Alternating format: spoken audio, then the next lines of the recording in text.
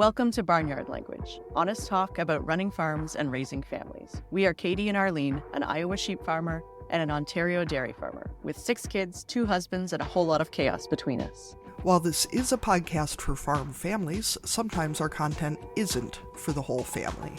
So kick off your boots, reheat your coffee, and join us for some Barnyard Language. Hello, everybody, and welcome to another episode of Barnyard Language, episode 2 of season 5. After today, I will forget which episode of season 5 it is, but I still know that we just started, so that's why I can say that today. Katie, what is happening in Iowa these days? Is it fall-ish? It's kind of getting there. It is lovely weather last week, and so far this week, I think it's supposed to get hot again for like a week, and then it'll probably actually be fall. A few leaves are starting to turn. I swear I heard a grain dryer running this morning, but I must have been hallucinating. But I don't know what else it would have been that I heard. So Maybe someone was just checking to see if everything's working. that is entirely possible. Seems strange, but who knows? We haven't started seeing the combines out on the road yet, but I'm sure it's only a matter of time. It is homecoming week at my kids' school this week, so we're in full dress-up mode. I don't know if all other schools do this. You know, today was wear your pajamas day. Okay, I've heard of homecoming and reading American books and seeing American TV stuff, but so elementary schools have homecoming? Well, I think they don't want the elementary kids to feel left out of the festivities. I think in larger schools, I would imagine not. But in small rural schools... So what actually is homecoming? I think because I think in here there are some places that might do homecoming for universities or colleges, but I've never heard of a high school that does homecoming. So I don't really understand what it is. At least rural schools here do homecoming. I guess I don't know about big city schools. I think it's mostly a made-up holiday sort of a situation. It's a chance to have a big football game and hopefully win, because it's embarrassing if you don't. But do all the schools not have homecoming at the same time? So wouldn't your homecoming be at the same? No, they have to stagger it so that they can... Oh, they stagger the homecomings. Okay, got it. There's usually a dance, which is sort of like casual prom. Like short dresses instead of long dresses. Maybe a corsage, but no limo. Sort of a... Okay, another opportunity to dress up. Yeah. I think it's kind of like a trial run for your prom date. Okay. See if this is a good one. Maybe, maybe not. Could a guy wear the same suit, do you think? Or do the guys have to go so far as a suit? It's like if it's not as formal as prom. These are a lot of things that I'm curious about. I think that homecoming's a little more like... Okay, gotcha. Nice jeans and a button-down, khakis and a button-down sort of... where prom is like a suit or a tux. There's a homecoming court, which is usually, then voted on by the high school kids, and then there's a homecoming king and queen like there is for prom. Some schools have parades. It's just kind of like the small town holiday that falls between summer and Halloween. It's just sort of post Labor Day. It's like second Labor Day, maybe. I don't know. Anyway, so the kids all dress funny for a week. So today was pajama day, and there's wear your favorite hat or wear your clothes backwards or whatever. I'm thankful that our school is not as into it hardcore as some schools seem to be, because some schools have some pretty intense dress up ideas, which... The theme days can be a lot, especially if you have a kid who is into it. My boys do not care so much, so if we forget and they don't dress up, it's no big deal at all when the dress up days come around. And it seems like they throw them in whenever. We don't have homecoming, but every once in a while it'll be like, oh, it's a Friday, it's a theme day, and I forget, so it doesn't really matter. But if you have a kid who's into it and really wants to dress up, then it can be a lot of extra stress. And I feel like it's one of those things that the difficulty of the theme It seems somewhat apparent, perhaps, as to how experienced the person setting the theme is in the level of difficulty. I don't know if it's maybe that you can tell new teachers from older teachers or what, whether it's like dress as your favorite storybook character versus like wear a red shirt. Like how much effort are we putting into this? And maybe farm towns are different too because more of us are, doing harvest or whatever at the same time. And it's kind of like, and also my kids are in second grade and third grade. Like they don't need to be that into it. And yet there's a threshold though. Like you get too old and then they don't want to dress up. I feel like you're in prime theme day ages right now. Because if you go too much older, then they're too cool. You can't dress up. Unless your friends are, but then you just have to dress up the same. Yeah. But it is nice when it's like pajama day. And then it's just like everyone has pajamas of some sort, hopefully. But then you have to get the school appropriate pajamas. Some of our hand me downs are not pajama day material. Yeah, no, that is true. That is true. Other than that, it was steam engine days this weekend. My daughter has a black eye. It was a bit of a bounce house accident. I did send a note to her teachers so that there would hopefully be fewer questions about how it happened, especially after I spent some time trying to convince my daughter to tell people that we don't talk about Fight Club. It occurred to us that perhaps that was not the most reassuring answer to people who are, say, mandatory reporters of child abuse. So, And there have been a few years between Fight Club and now. We may also be reaching the point where some of the teachers don't even know what we're talking about anymore. Not to date us, not to date us as parents, but some of those young teachers maybe have never even seen Fight Club. there's a very real chance that my daughter's teacher has not seen Fight Club. Yeah, I hadn't even thought about that aspect of it, so thank you for that. How are things at your place? Well, school has started. It's in full swing. So it's week 2 for us, which means they actually have to go for a full 5 days for the first time since sometime in the middle of June. So that'll be a big step for everybody. Some of the after school activities are starting up for people. I've got one in drum lessons. There's some 4-H stuff happening. Starting to help lead 4-H pasta club this week. So that's going to be exciting. Never made pasta, but guess we're going to learn to do by doing. So that's on the agenda. And we had a few high school scheduling issues to work out, but seems like we have figured that out. That talking about rural schools can be a little bit challenging when the offerings are limited in terms of what is available and what your kid actually might need in order to apply for colleges and universities, because that is the stage we're at this year. So I think we got it figured out. My grade 12 is in a 4-way split class this semester, which we've never had before, but it's two grades, 2 levels of the same subject matter, so that will be an interesting class, I guess, for the teacher to figure out, but I'm sure the kids will be just fine. But yeah, small schools, but you got to get all those credits in. Thankfully, he was given an online course, and we were able to swap that out for an in-person one, because I think for him, in-person classes are going to be a better fit. But that is what is starting to be offered more frequently now, is to get the credits you need to do online. But some subject matter is definitely a lot harder to do online, especially when you're maybe not all that motivated to stay on top of the subject matter as my particular 17-year-old boy is. So, yeah, overall, we've got some more fairs coming up. There's some more heifer shows. We had another one on the weekend. And yeah, so more cow shows, more fairs, more poutine. I mean, it's a burden, but it's one I'm willing to take. That's the update. So we have a two-parter these next 2 weeks. We went a little long with our guest, and we loved the conversation that we had with her. So we're just going to split it over 2 episodes, so you get to listen to us and her for the next couple of weeks. All right. Today we are excited to be talking to Erin Masur, who is also a doctor. I couldn't decide whether I was going to call her doctor or not in our intro, but I'm throwing it in there.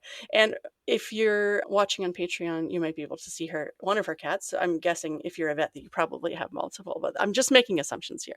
Anyway, Erin is joining us from Connecticut. And Erin, we always start our interviews with the exact same question. So this is your intro to our listeners. So we are going to ask, what are you growing? I am growing some summer lammies. I'm growing a few children. And I also have a veterinary practice, which I'm trying really hard not to grow. I like it exactly the way that it is. So that's an anti growth effort right there. But otherwise, I'm trying to grow some community efforts for more livestock health education, just very locally. And that's something that I'm working hard on in different ways. That is a lot of different things. So I'm going to ask you some questions about some of those items. So we'll start with the sheep. As the farmer crowd, we always want to know, like approximately how many, exact numbers are not always required. What breeds do you have? Like what does your farm, I guess, look like? Because we know that farms all have, different sizes and scales and that kind of stuff. So tell us about the sheep. Yeah, so I have a very small flock. I have 7 Katahdin ewes, and then I have one Hampshire ram. This year, those ewes gave me 13 lambs. I had a couple of girls that were supposed to give me multiples that resorbed and only gave me a single. So my numbers were a little bit low this year, but that's okay. And that's it. I mean, it's a small herd, and other farmers sometimes like to scoff at that. But for me, the purpose of having a farm is to make my kids run it for me. So it needs to be small scale for that. And also because I can't deliver like the level of husbandry that I want to deliver with them and also be a vet and also do other things. So for me, it's just got to be small. And I find for meat quality purposes too, there's certain objectives I want to hit for my meat customers. And to do that, I want to keep things small. So when it comes to what you're actually doing with your sheep, obviously Katahdins are a hair sheep. I know this mostly because Katie also raises them. And so are you doing direct sales or farmers markets or just friends and family? What's your business model when it comes to selling meat? I take my products to farmers markets. I've been doing that for several years in Connecticut, and I'm finally getting to the point where I have enough community buy in where I'm doing a little bit of private sales. So I have only a couple customers that will buy like a whole lamb or a half a lamb, but otherwise it's by the cut at the farmers market, which thankfully my father attends for me. So he's retired and he loves to talk to people. So he's the one that goes to the market and sits there and answers all the questions. And That is a perfect scenario. Now, I have looked at your website and there were some ducks on there. Have the ducks run away or are they still quacking around somewhere? so a few years we did do meat ducks, and I love it. Arguably, I love it more than I love raising sheep. But I do a lot of poultry work as a veterinarian, especially in like the zoonoses, public health, disease outbreak space. And the last couple of years with avian influenza, I didn't think that it was responsible or smart of me to be raising waterfowl on my property if I'm going to be going on and off of my property all day to other flocks. But the second I feel like it's comfortable for me to do that again, I'm definitely going to do that again. There's a big demand for duck meat too. So it was a lot of fun and it made good money. That does make a lot of sense. And when we're talking about things that are growing, what are the ages of the kids that are growing up in your house and in the sheep barn? I have a 2.5 year old, a 4 year old, and a 7 year old. So, as a veterinary professional and farmer, I feel like your opinion on this carries extra weight. Why are Katahdins the best sheep in the world? As someone who, in the interest of full disclosure, also raises Katahdins. Yes, so you are correct. They are the best sheep in the world. And it's hard for me to say that because it took me a long time to get there. So I have always been a wool sheep person, like die hard into wool sheep. That's what I started raising when we started farming in New Jersey. And I used to look at the hair sheep people and be like, oh, they don't get it, blah, blah, blah. But then when I really made like a concerted effort to turn the farm into a profitable business, and I was in the market to buy some ewes, I was weighing my options, and I, at the same time, was also doing a lot of parasitology research. I had a couple clinical trials going about barber pole worm, which is Homunculus contortus, and it led me down this rabbit hole of genetics, parasite resistant genetics in sheep, which then obviously is a pipeline right into the world of hair sheep. I made a contact up in Maine, Waldo View Farm. He's a lot of people recognize his name.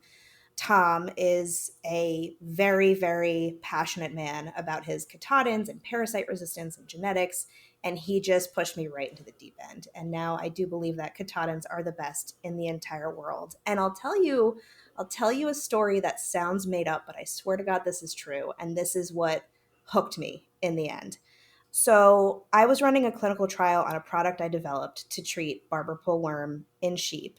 And Tom's population of ewe lambs were being utilized in one of the trials, and they were artificially infected with humongous numbers of barber pole worm. And at the end of the trial, I bought some of the control ewes from that study. So they had been infected with a giant amount of barber pole, not treated, not never treated. And I bought them right at the tail end of that study. Brought them home, did fecals on them. They were all about 250,000, 500,000 eggs per gram of homunculus. I have never once in 4 years ever dewormed them. Never. So they are walking around as we speak with 6 figures eggs per gram of the most deadly parasite that we know of in sheep, and they're fine. They are fine. It is definitely a mindset shift, as I think a lot of farmers are fairly type A, all or nothing kind of people. We tend to be real passionate, and passionate is often a nice word for obsessive and a little extra. And I feel like I can say that as someone who, as all of our listeners know, is all of those things. So I think our normal baseline, especially for things like parasites, weeds, whatever, is zero tolerance. And I think the mindset shift of combining the science that we have for getting rid of things like parasites with the genetics and the science of having animals that do better with the parasites than others do. Because those parasites have certainly shown that they are able to adapt and evade chemicals faster than we can create new things to kill them. And so, combining the two certainly seems beneficial. And Yeah. as someone who we do worm our sheep most years, but once and much less diligently than many other producers do, which I deeply appreciate because it's a pain in the ass and it's expensive. So there's that. Okay, we'll just start at the beginning before I just deep dive straight into the deeper questions. What is your ag background? And do you do mostly large animal, small animal, both? I only do food animals. So I do the large animals, sans the horses, and I focus on picking up cases and taking on clients who are using their animals to produce a commodity, usually one that's consumable. So I really want to be in the food safety, public health lane of food animals specifically, which is kind of where I've managed to land after so much trial and error. But yeah, short answer, large animal, no horses. And poultry do count as food animals. But my background, I grew up in very suburban New Jersey, very far away from where any food is really made or produced. And I was kind of like thrust into the horse world at a young age. I guess you could say I was like a quote unquote bad kid or like a troubled teen. So my parents had family friends that worked in racing in Kentucky. So they used to kind of ship me out there every summer and every winter to work with them on their horse farm. And I continued to do that into my college years. So life was a very strange dichotomy for me for like 10-ish years, where half my life I was, in a cheap apartment, like in the middle of a slummy town in New Jersey, taking the train into the city just to try to pay my rent. And then half the year I was on these gorgeous, historic estate plantations in Kentucky, bringing multi-million dollar horses in and out of the breeding shed. And I knew at a young age that horses were not permanently for me, but I also knew that farming in some way was. Because as a kid who grew up the way that I did, the tangible agricultural components of the Kentucky work, so the handling of the animals, the tractor, the learning how to pick up a gun and shoot it, that stuff like I clung onto as like my lifeblood. And then when I was a junior in college, I went to an ag college undergrad, and I had to do, it was mandatory, a dairy cow practicum. And I honestly, my attitude about it was like, I just need to get this over with. It's something I have to do. It's probably going to be miserable. And I walked into the barn on the first day, and it was like the one time in my life I feel like I've experienced love at first sight. I saw cows, I smelled silage, and I was like, oh, I think this might be for me. And I had a great mentor who pushed me to keep myself in that spot, because I tried to talk myself out of it so many times. Like, I don't fit here. I don't belong here. I'm just like, a poor kid from dirty parts of New Jersey. But she really encouraged me to stay in the large animal health space. And eventually she encouraged me to go to vet school. And then when I left vet school, I started practice in rural Indiana doing almost entirely beef work and small ruminant work. So that's how I kind of entered the game as a doctor. How do you feel like the emotional impact of being a vet is different when you're talking about food animals, where the emotional side, where I mean farmers do tend to be very attached to their animals, but it's a very different connection than folks have with pets. How is that different? I can't imagine dealing with pet owners all day, and I say that as a pet owner. Yeah.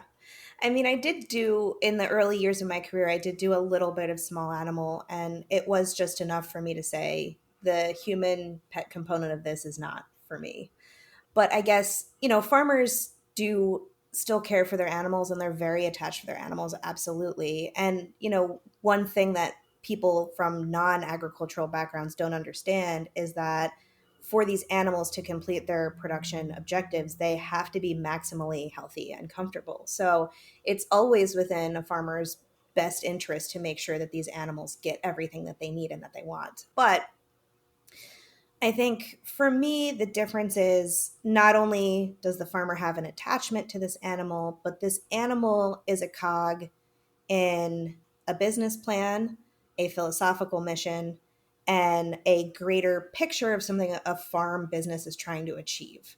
So you can definitely argue that the emotional piece of it is lesser because there's more of a financial price tag on that animal. But in a lot of ways, you could argue that the mental or emotional buy-in on that animal is higher because that animal is a reflection of the welfare of the entire operation.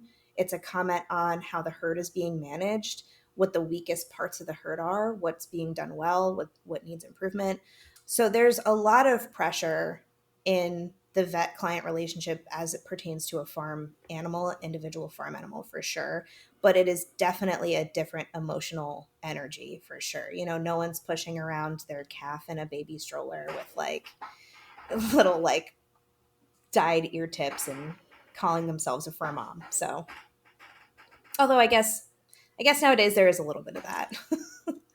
I imagine too that, as a vet dealing with farmers, you're also dealing with people who have a skill set that is similar to yours in a lot of ways, and that you both bring a certain, you know, level of experience and expertise to a relationship versus, the pet relationship where a person is very in tune with their one animal, but they maybe don't actually know that much about dogs.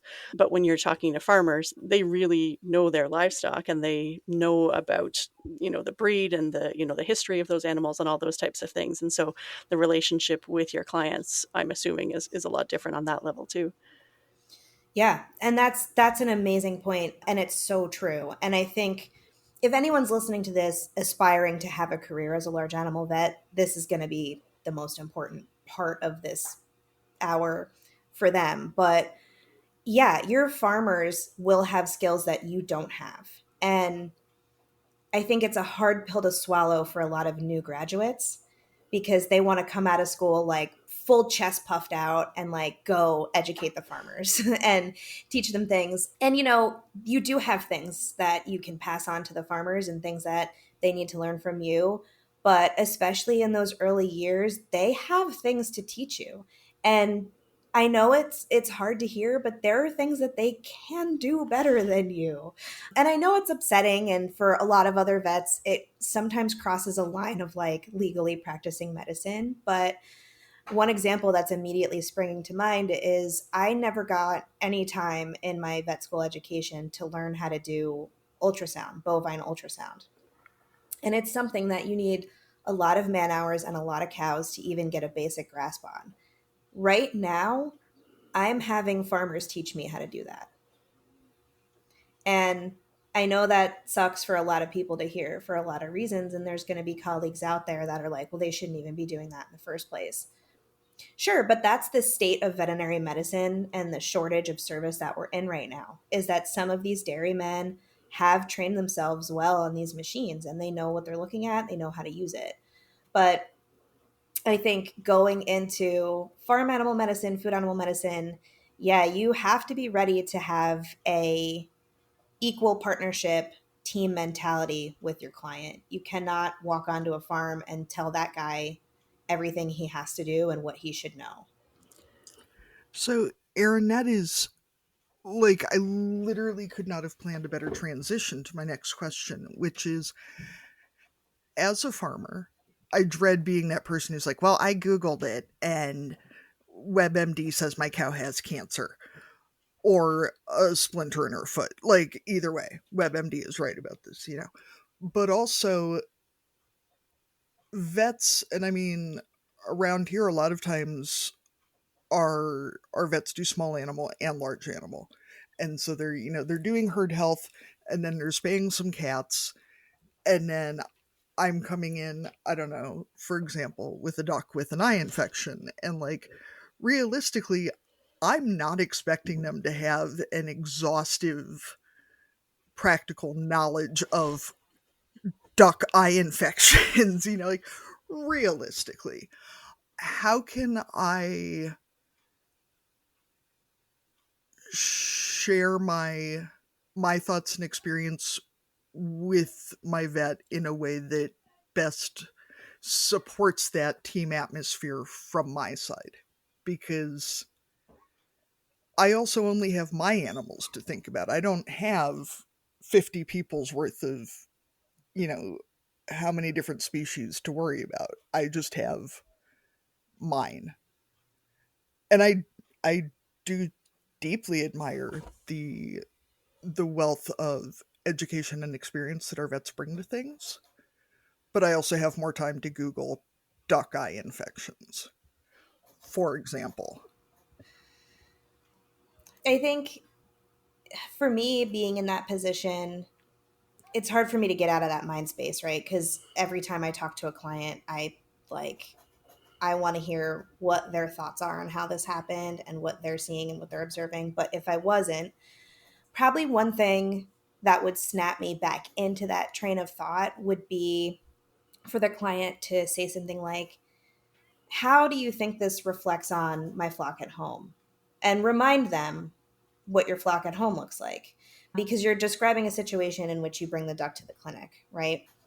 And it's easier to get into that team mentality if you're on a farm call and you're on the site. And it's harder to get there when you're in an exam room every 10-minute appointments. You are only allowed to be in the room with the client for 10 minutes. So to have the client kind of jog me and say, remember, I have a flock of 25 ducks at home and also 15 chickens, and they all live together, and they all live together in, 50 square foot Pebblestone Run, and we're right next to a pond.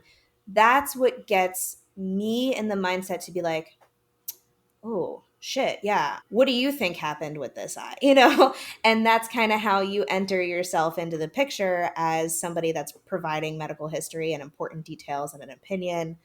The other thing that I will say, and I don't know how this would be received by every doctor coming from a client, but I leaned really, really heavily on more experienced mentors for the first 10 years of my career, which I'm just at the very end of that parenthesis. But suggesting a consult with somebody is always a great thing to do. So, especially with the waterfowl and the poultry, early on in my career, I had people that I knew I could call and say, look, I have this duck. What am I supposed to do here? What are food safe drugs to give it? And understanding that the vet in the exam room doesn't have the amount of time that they need to do that. So maybe the approach would be to say, hey, we don't need an answer today. If you need to make a phone call, consult with a colleague at the end of the day or even tomorrow, you can always like call me back and we can round back on this. Because that is how you learn as a new grad is talking over your cases with other people. And sometimes we feel so much pressure to get everything done. We feel like we don't have the time to do that. Are you a farmer or butcher ready to master direct-to-consumer marketing and meet success? The team at ChopLocal is standing by ready to help. Sell your meat on the ChopLocal marketplace. Check out all their free meat marketing educational resources at ChopLocal University. Hire the team to help you out or tune into their new podcast called Meat Success. And remember, there's more than one recipe for meat success. Let us help you fine-tune yours today at ChopLocalUniversity.com.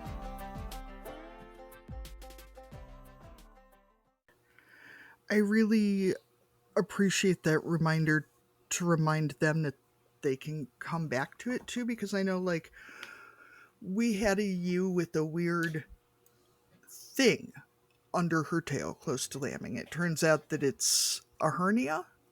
It's Oh, apparently relatively uncommon, but not unheard of.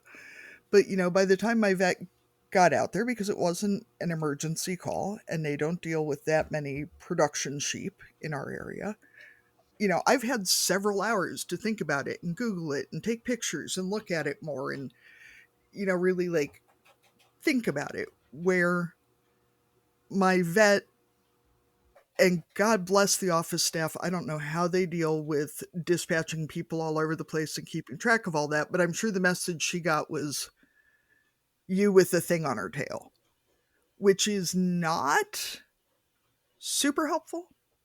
I was able to text our vet a photo, but even that's, you can't feel the texture, you can't see if it moves, like whatever.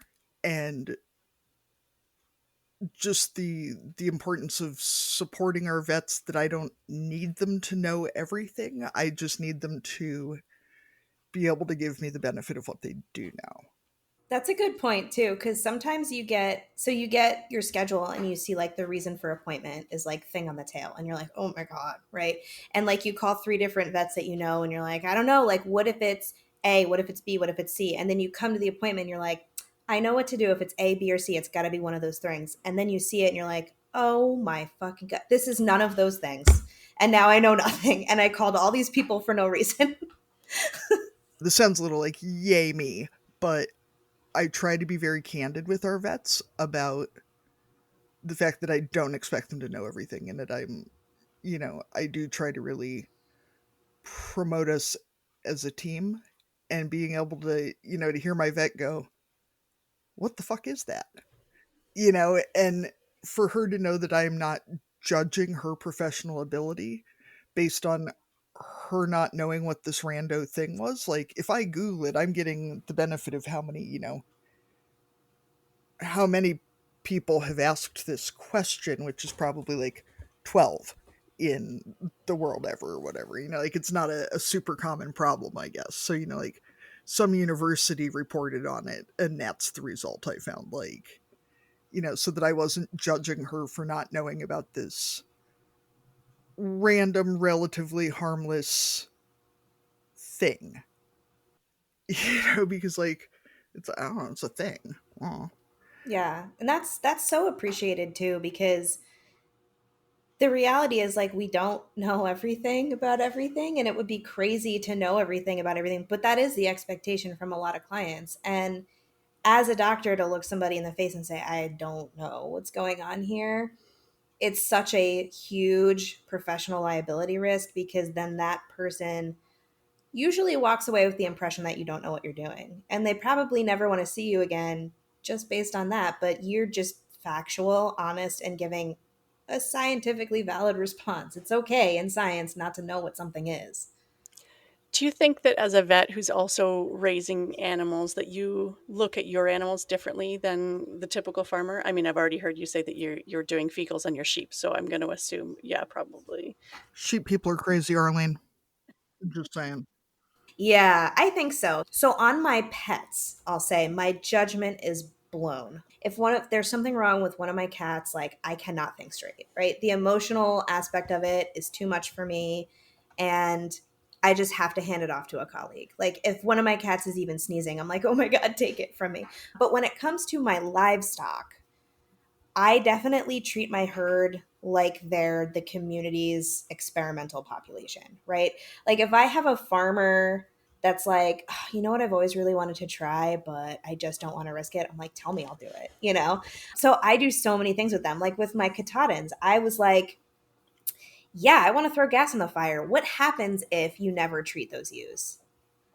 What happens? I want to know how that eggs per gram climbs in the peripartum period. I want to know when it declines. I want to know everything about what I can get away with doing absolutely nothing, right? So I definitely try a lot of stuff on my critters that I would not personally try on a client's farm because it might be my first time doing that thing, or the client doesn't want to try on their farm because it's a little bit too risky for them. But yeah, unfortunately for my animals, life's probably slightly more difficult. They are the experiments. Katie, do you have any more vet questions before I start going into kid stuff? As someone who, I don't know what other people's experiences with this are, but I grew up quite close to the Iowa State University Vet Med College, which is one of the larger and well-known vet programs in the country, and so there were a lot of like career exploration sort of things. And I really enjoyed the pathology sessions. What suggestions do you have for what a farmer, like if there were, I don't know, 5 pieces of information that are most helpful for doing a differential diagnosis as a vet? Like what is the, even I guess if there's not like the same 5, how do we pick what criteria is going to be the most useful information to give our vet? Especially with the more like off the wall things that aren't like, I mean, if I call about frothy bloat, I know what that is, the vet knows what that is. Like that's a pretty straightforward, you know. Lamb with a Mhm. weird deformity, you with a weird thing on her tail, like that kind of more unusual. I mean, this is kind of a lame one, but a detailed history is important. And the things that you might not think of to add because they're just so incumbent to your life might actually be a really pertinent medical detail, right? Like for me, a big thing in differentiating DDX, so differential diagnosis list, is like, where do I rank contagious versus non contagious? Because really, if you can rule out non contagious things, you're down to a much smaller list of possibilities. So, you know, if it's the middle of fair season and you took a ewe lamb around to a bunch of shows and then you brought her home and everything went really well, everybody's fine, and 3 weeks later, like somebody's coughing, but you forget to mention that you took a ewe to a show, that's a really crucial piece of information. Automatically, in my mind, it's infectious until proven otherwise. So, on the flip side, if you've never bought new animals and nothing's ever left the property except to go to the butcher, then I know that I'm down to just non contagious causes. Or you might not think nothing of, 3 months ago you went to the feed store and they were out of feed, so you switched brands, but it was a pretty comparable label. And then a couple months later, you're having a problem, but you totally forgot that that ever happened. That could have set me off to knowing it's a nutritional problem. I'm trying to think what else. When you first started posing the question, I thought you were going to ask like what skills could a farmer learn to give a vet better information. What I was going to say is necropsying animals. But yeah, it's always super useful to have, especially if you have a client who's so far away. it's hard to get there and they have something pass away acutely, if you're willing to get into that body and take some nice clear photos and give that information over too, that's huge. You don't have to be a vet to make the observations that you make. And I have a lot of remote clients who are willing to do that, and they might not know what they're looking at, if it's significant or not. But if they take pictures of everything and send me those pictures, I can throw out the things that I know are regular postmortem changes. And sometimes just having that can set me on the right track of figuring out what's going on. That's really helpful because as someone who occasionally has things where a necropsy might be useful, but also, I mean, because we sold meat, we do have the freezer space, but I imagine that most folks do not have the space, especially for anything bigger than like a duck or a new lamb. And also, it seems kind of creepy to drive around with a dead animal in your car, whether it's frozen or not, and just like roll up to your vet's office and, like, Well, a lot of my clients compost their carcasses, so that's helpful. So they can cut something open in the field. I've even had people FaceTime me in to necropsies. And then when everything's over, they just put it in a bucket and move the compost pile over, dump it, and put the compost back on it. yeah, see, and I mean, we compost ours, but just to get it to the vet clinic for study, they don't really have anywhere to store it if they don't have someone right there to do it. Like it just, there's some logistical issues. And we're not that far from our vet. So I imagine that for folks who are further out, it does become a lot more of a thing. You mentioned in your intro, Erin, that you're one of the ways that you're wanting to expand not the clinic but your work is through education. What types of educational programs or opportunities are you working on or do you have envisioned? So for the past couple of years, I've been making a pretty big effort to basically nail down a bigger educational network that can function in a lot of different ways. So, one of the things that I have been doing is traveling around to different locations and doing workshops for farming communities. And the workshops are tailored to what the community wants. So, they'll tell me what they need me to cover, what their biggest problems are. And I'll go travel to that location, be there for a couple days, do a classroom component, a hands on component. And I think doing things like that are super important because the livestock vets are kind of slowly disappearing and we're getting further and further apart. And I know it's kind of tough, the concept of like, what can you responsibly teach a client to do on their own? And that's kind of where I try to tread in those workshops is what can I teach you? What can you do by yourself? What should you know how to do by yourself? When do you know that you're potentially overstepping, or when do you need to loop a vet in to this train of thought, to this decision line? So I think that's a super important piece of it. But I think just as important is a mentorship network for younger vets to more experienced vets so that people don't feel so alone. A lot of new livestock vets, depending on which study that you look at, a lot of us get into the field super gung ho about being the next Dr. Pole or the next James Harriet or whatever. And depending on which study you pull, we last either 4 years or 7 years. And a lot of that has to do with the fact that there's no support coming from employers in our field for things like maternity leave and family building. But a lot of that is because it is a scary field to be in. It is very dangerous. The professional liability is really high, and the mentors are not easy to find.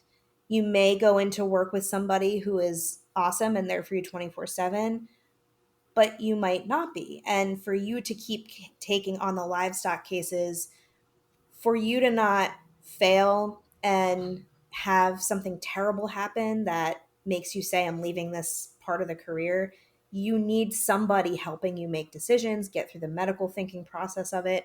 And those people are out there. It's hard to find them sometimes. And so, what I would like to do is just make sure that visibility is increased for connecting the right people who want to know certain things.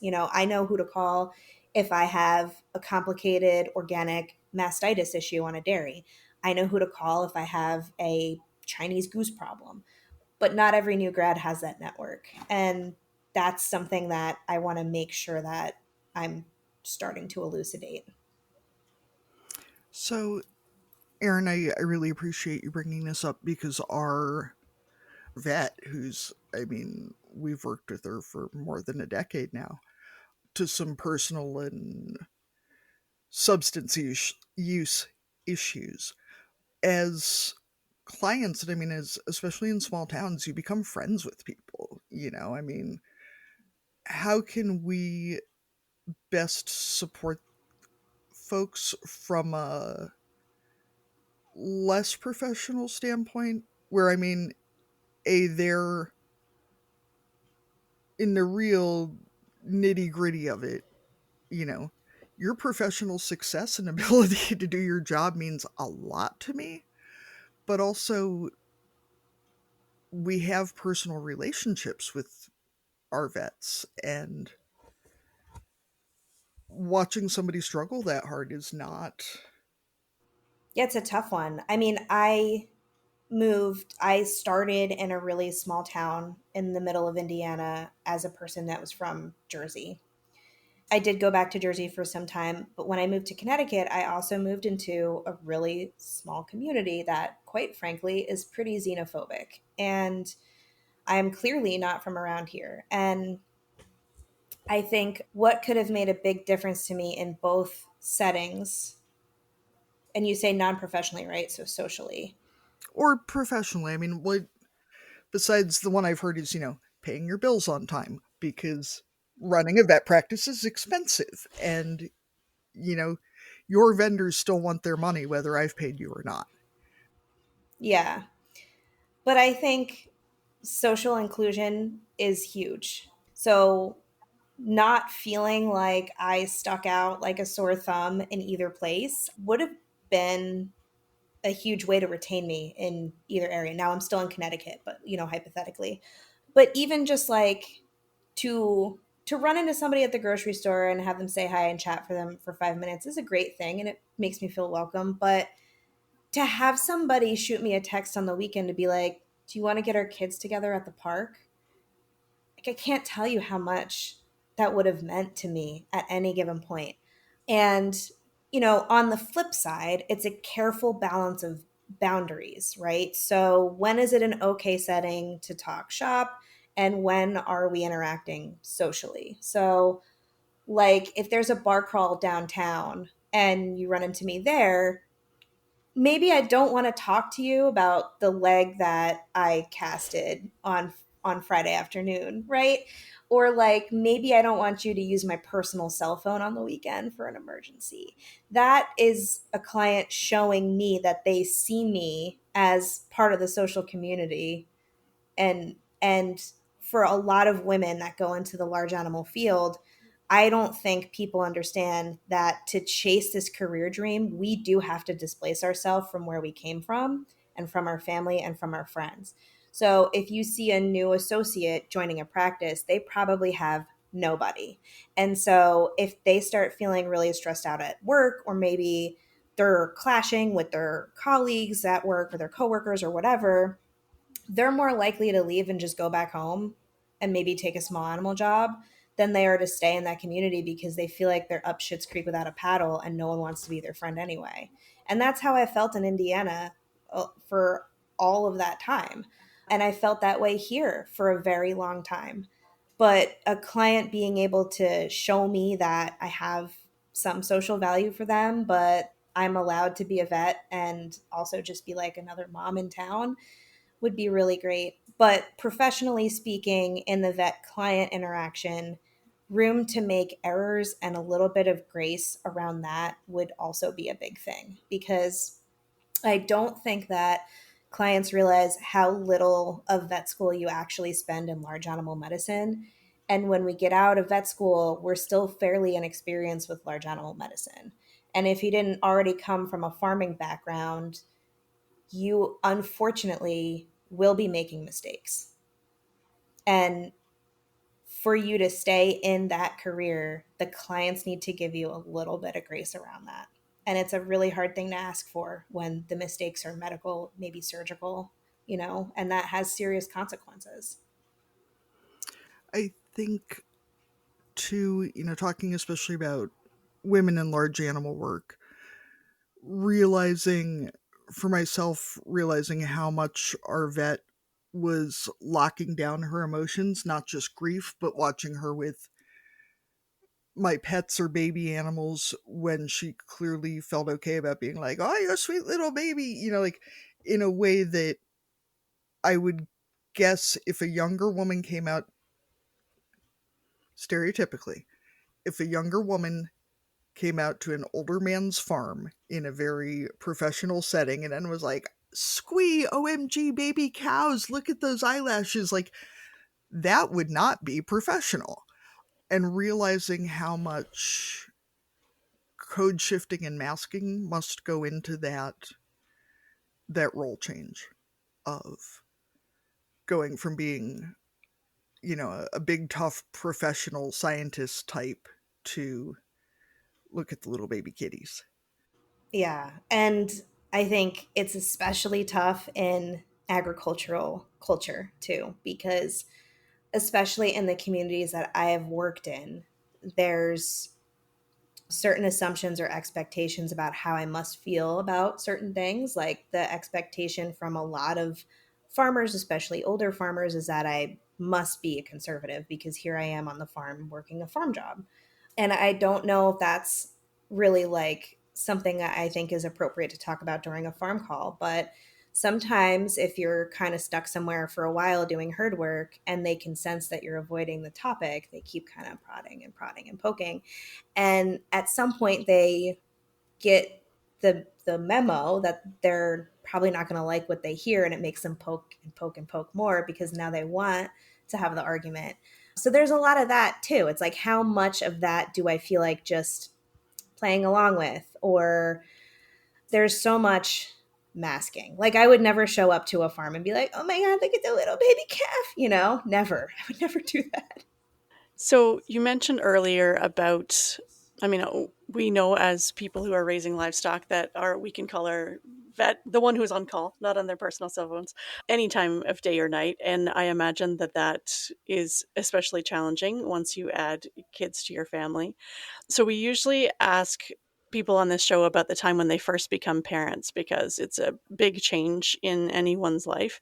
So I was wondering if you could tell us about how each of your children join your family and how they change the dynamic of your household and, life and work and all of that kind of stuff. Yeah. One of the things that attracted me to my husband when we first started dating is that we both had, before we met, mutually decided that what we wanted to do with our lives was not have any children. No biological children, certainly, but we both really felt a drive to live our lives a little bit and then one day adopt teenagers. And so early on in the dating course, I asked him, do you want to have children? And that was his answer. And I was like, me too. Oh my gosh. So, we got married. I got an IUD put in, and we were like, yep, shop's closed, never happening. We're going to travel. We're going to have fun. We're going to do all these cool things together. We're going to have like 15 years of marriage where we don't have to worry about this. And we don't like babies and we don't like toddlers and all that. And I got pregnant with an IUD in. And this was really really devastating for me. And that's definitely something, like, if you'll allow me to get a little bit dark, that I would happily delve into, because it is so hard. It is so hard to be doing what you think is the responsible thing to do for what's best for you and what you want for your body, and to have something else happen anyways, and to accept that this is what happened to you. And I was, we were living in Indiana in the middle of nowhere in the Bible Belt. And so the cultural norm was very much like, well, we all start having babies at 18 here, and babies are always welcome. And why would anyone will not want to have a baby? That's the whole purpose of life.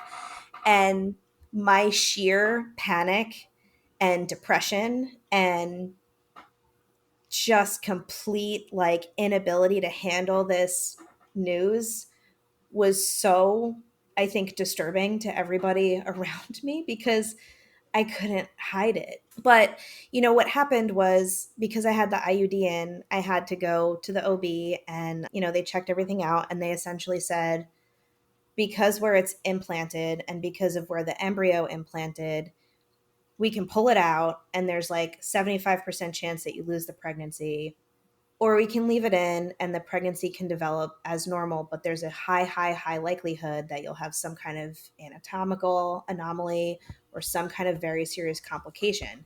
And I didn't even hesitate. I was like, pull it out.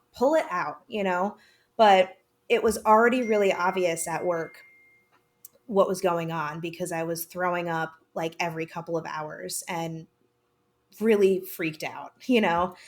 So it was hard to make that decision and know that like everyone around me and in my life thought that was a horrible thing to do, was like take on the risk of just losing the pregnancy. But that little sucker hung on, and that is my oldest son, and that's how we came to be parents. And the craziest part about that is there was nothing worse that has ever happened to me other than pregnancy. I was so depressed. I was suicidal. I had hyperemesis. I was incredibly ill. I was supposed to be on bed rest for the last several months, and I hated myself so much, and I wanted the whole thing to end that I wasn't. I was working two jobs, anyways. And we had always said, like, we're not baby people, we're not toddler people, but I had that fucking baby, and don't you know it? We were obsessed with him. We crushed having a newborn. We were so great. We killed it. And we were like, we have to do this again and again and again and again. Like, we love this little sucker. Around the time he was about 1, we were like, okay, we will reevaluate a birth control plan and we will try to get a foster license in New Jersey, because at that point we had moved from Indiana back to New Jersey. I had opened a livestock practice, so I owned a new practice. And so we applied for the foster care license and we were pretty much approved right away. And we entered into the wait list, and that is a very tumultuous place to be in. So as soon as you're licensed and your phone number is on that list, you get phone calls every day from caseworkers about babies and toddlers that need to be placed, and you just get washed over with this like helpless feeling of truly how many children need to leave the home that they're in and be in your home. And it's a really hard place to be in. You end up wishing that there was like 10 of you to take in a million kids. But we had said yes to so many things that fell through, which happens. I mean, you'll say yes to everything, like yes, we'll take this child, and then you'll prepare for the child, and then you'll take the day off work, and then that child doesn't show up. And that happens a lot. And this was also the year of COVID. So this was 2020, and things were even worse because of that. The caseload shot up, the amount of abuse and neglect shot up. And there were so many things going on with the foster care system in New Jersey that we felt like we couldn't continue to be a part of it. And then meanwhile, me owning a practice, I was working like minimum 16-hour days, 7 days a week. I was burning out. I was never home. I never saw my own kid. My husband was like solo parenting 24/7. And I crashed and burned so hard. And I felt like for us to really do the foster thing right, I needed to work less. And I didn't think I was going to get that as a practice owner. So ultimately, after a lot of research, we determined that a move to Connecticut was probably the best for what we wanted. The foster system here is run totally different than the way it is in New Jersey in a lot of ways that are personally the best for us. And I was able to find a job as a part-time associate at a livestock practice, which would be conducive to me taking in these children. Because I think one of the things I didn't realize before we got licensed, that I realized really quickly when we started getting phone calls, was that these kids need a lot of time from their parents. So we moved up to Connecticut and we got our foster license there, which took 2 years. And then a couple months after we were licensed, and probably several dozen phone calls and yeses of us that didn't pan out, we ended up getting two children placed with us. And it was a crazy situation. It was exceptional in a lot of ways. And by that, I mean, usually when you get these phone calls from a caseworker, they have like a dossier for you and they'll email it to you. You could read, what's going on with this child, what are the medical issues, what do we know, what's every single family member up to, why don't they want the kid, blah, blah, blah. In this situation, it was a dire emergency and they barely knew anything. They told me that there was a several-day-old baby. They didn't even know if it was a boy or a girl, and that there was a male toddler and they weren't sure where he was between 1 and 2 years old. That was it, which is crazy to get that phone call because any other situation, I would have had 20 pages of details on these kids. And we said yes. And so on the day of our wedding anniversary, which was 2 days before Christmas, we got Maddie and Jackson placed with us. Madeline was 7 days old and Jackson was 18 months old. And it was because of the weather, December in Connecticut, truly a dire emergency. But they came in hot: RSV, COVID, scabies, multi-drug resistant scabies. And it was a very non-contested adoption process. So within 18 months, we finalized the adoption, which is like unheard of. That's a very rapid timeline. And that is how I procured my little two children. And was fostering to adopt always the goal, or was fostering part of a bigger picture? So we were totally open to temporary fosters too. We were open to temporary foster placement and foster to adoption. And because of like the rate in which you get phone calls, we had kind of just said like whatever actually ends up coming is what we'll end up with. And if we end up with a temporary foster placement and then shortly thereafter we take in a foster to adopt and that's the child that we end up with forever, but then we have multiple children and one of them's only here temporarily, so be it. But yeah, now in New Jersey, you have to pick. So you have to either be in the temporary foster care lane or the adoption lane. And in Connecticut, it's all the same pool. So you all of a sudden go from one child who you knew obviously intimately from birth to three. And I mean, I'm picturing what my toddlers were like at 18 months and, you know, meeting a new one who you have no experience with, or, really no even background on. What were those early, I mean, your first Christmas together? What was Christmas like? What were those first few months like with a family that expanded rapidly and with kids who obviously had some challenges coming into your life too? Yeah, it was crazy. I mean, to go from one to three children is special. But Jackson, who's my middle child, so he was the older of the sibling pair, 18 months at the time. It was so hard because of the life that he had lived up until that point. He was so incredibly and profoundly traumatized, troubled, and so behind. Wasn't speaking, could not prehend solid foods. He had never, the only things that he had eaten at that point were milk from a baby bottle with a nipple on it. These are the only things that he understood to be food. But because he had been chronically malnourished for life, he had so many nutritional deficits that he had like an instinctual drive to fill, but not the trust from us to eat food that was given to him that he didn't recognize as food, and that he didn't even have the gross motor skills to chew and swallow. And that piece of it was our biggest challenge for at least a year, getting him to eat, getting him not to feel like he was starving to death every minute of every day, getting him to realize that we were not trying to hurt him, we were just trying to feed him. And I've said it a million times: if he did not come in with an infant sister, I don't know how much progress we would have ever been able to make with him, because he knew that Maddie was his sister and he would watch us care for her and he would observe all of that carefully. And I feel like that's the only reason why he occasionally trusted us to feed him or bring him somewhere or help clean him up, because he understood that we were taking care of his sister and that we weren't fucking that up. So maybe we could help him change his diaper, you know?